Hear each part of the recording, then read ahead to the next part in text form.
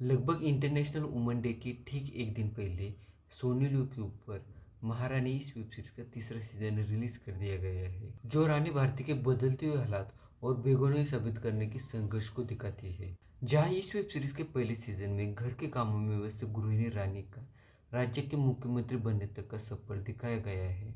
हालांकि तीनों सीजन में से वही पहला सीजन है जो लोगों को बहुत ज्यादा पसंद आया था। उसके बाद में इस वेब सीरीज की लोकप्रियता दिन ब दिन कम होती जा रही है। दूसरे सीजन में राजनीतिक फैसलों में रानी की आत्मनिर्भरता, पति भीम से राजनीतिक मतभेद, हालांकि वो किसी भी सूरत में होने नहीं चाहिए थे, आगे जाके उसके पति के कत्ल के इल्जाम में उसका ही जेल जाना, इन सभी मुख्य घटनाओं का सामाज देखने को मिलता है। हालांकि जहाँ पे दूसरे सीजन की कहानी खत्म होती है, वहीं से तीसरा सीजन चालू हो जाता है। सीजन 3 में रानी भारती राजनीतिक दंगल की बहुत बड़ी खिलाड़ी बनकर उभरी है।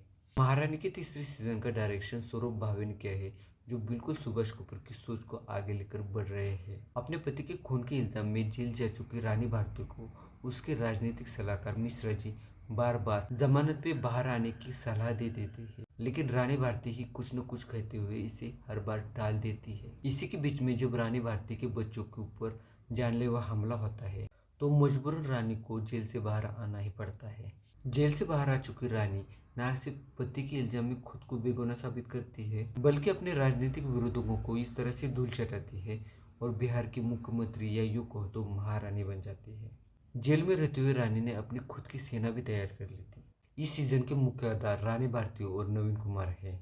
रानी भारती और नवीन कुमार एक दूसरे की राजकीय विरासत बचाने के लिए किस तरह से एक दूसरे पे वार करते हैं, इसी बात के ऊपर सीरीज के इस सीजन का पूरा फोकस देखने को मिलता है। जो लोग बिहार की राजनीति से पूरी तरह से वाकिफ है, वो लोग इस वेब सीरीज में जरूर दिलचस्पी दिखा सकते हैं। भले ही सीरीज की कहानी, स्थान, घटनाएं, धार्मिक मान्यताएं ये सब काल्पनिक बताई जा रहे हैं, लेकिन सीरीज देखने के बाद में आपको साफ पता चल जाएगा कि कौन से कलाकार कौन कौन से किरदार निभा रहे हैं। तीसरे सीजन के लिए शराबबंदी और राज्य का इलीगल शराब कारोबार हाईलाइट में देखने को मिलता है। हालांकि शराब को पूरी तरह से वैध रखने से जितना फायदा नहीं होता, उस पर एक प्रकार से बंदी रखने से बहुत ही ज्यादा मुनाफा देखने को मिलता है, और यही मुनाफा चपरासी से लेकर मुख्यमंत्री तक बढ़ता रहता है। कभी कभार तो नीचे के लोगों को कुछ भी नहीं मिलता है, पूरा पैसा यही लोग खा जाते हैं और डकार भी नहीं देते हैं। लगभग हर कोई इस कारोबार की बहती गंगा में डुबकी लगाकर मुनाफे की चोटी पे पहुंचने की कोशिश में लगा हुआ है। पूरी तरह से वेब सीरीज की कहानी के हिसाब से ही वेब सीरीज आगे बढ़ती रहती है, और शायद इसी कारण से रानी भारती का इस सीजन के लिए स्क्रीन प्रेजेंस बहुत ही कम देखने को मिला है, और नवीन कुमार और उनके अन्य साथीदारों को इस सीजन में ज्यादा से ज्यादा स्पेस देखने को मिल रही है। इस सीजन में लगभग 8 एपिसोड है, लेकिन कहानी में कुछ भी ना बताने को होने के कारण ये कहानी फोकट में ही 8 एपिसोड तक खींची हुई लगती है।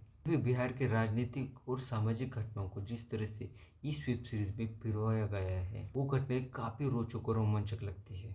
इस सीजन में कलाकारों के अभिनय की बात करें तो हुमा कुरैशी रानी भारती के किरदार में जबरदस्त अभिनय करती हुई दिखाई देती है। अभिनय के किसी भी एंगल से आपको वो निराश नहीं करती है। हालांकि इस वेब सीरीज का ये तीसरा सीजन होने के कारण उसके ऊपर अपेक्षाओं का ज्यादा ही बोझ देखने को मिल रहा है, लेकिन दर्शकों के एक्सपेक्टेशन के ऊपर वो खरी खरी उतरी है।